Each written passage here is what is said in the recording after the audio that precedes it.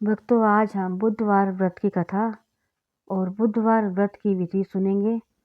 बुध ग्रह की शांति तथा सर्व सुखों की इच्छा रखने वाले स्त्री पुरुषों को बुधवार का व्रत करना चाहिए।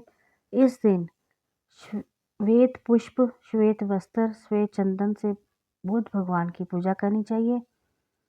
इस व्रत में दिन में एक ही बार भोजन करना चाहिए। भोजन जैसी वस्तु ही दान में दे। इस व्रत के समय हरी वस्तुओं का प्रयोग करना श्रेष्ठ है।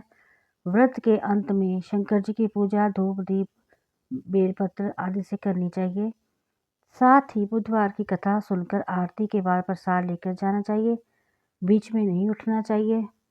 अब आगे बुधवार की कथा। एक व्यक्ति अपनी पत्नी को विदा कराने अपने ससुराल गया।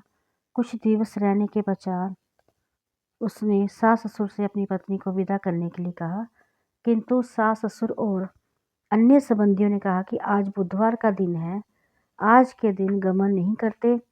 वह व्यक्ति नहीं माना और हठ धर्मी करके बुधवार के दिन ही अपने पति को विदा करवा कर ले आया। अपने नगर को चल पड़ा। राह में उसकी पत्नी को प्यास लगी तो उसने अपने पति से कहा कि मुझे बहुत जोर से प्यास लगी है। वह व्यक्ति लोटा लेकर गाड़ी से उतरकर जल लेने चला गया। जब वह जल लेकर लौटा और अपनी पत्नी के निकट आया तो वह ये देखकर आश्चर्यचकित रह गया कि ठीक उसकी जैसी सूरत तथा वैसे ही वेशभूषा वाला एक व्यक्ति उसकी पत्नी के निकट गाड़ी में बैठ गया। उसने क्रोध से दूसरे व्यक्ति से पूछा, तू कौन है जो मेरी पत्नी के निकट आकर बैठा है? दूसरा व्यक्ति बोला, ये मेरी पत्नी है, मैं अभी अभी इसे ससुराल से विदा कराकर ला रहा हूँ। वे दोनों परस्पर झगड़ने लगे। तभी राज्य के सिपाही आए और उन्होंने लोटे वाले व्यक्ति को पकड़ लिया तथा स्त्री से पूछा, तुम्हारा असली पति कौन है? उसकी पत्नी शांत ही रही क्योंकि दोनों एक जैसे थे। वह किसे अपना पति कहे और किसे ना कहे। वह व्यक्ति ईश्वर से प्रार्थना करता हुआ बोला, हे परमेश्वर, ये क्या लीला है कि सच्चा झूठ बन रहा है।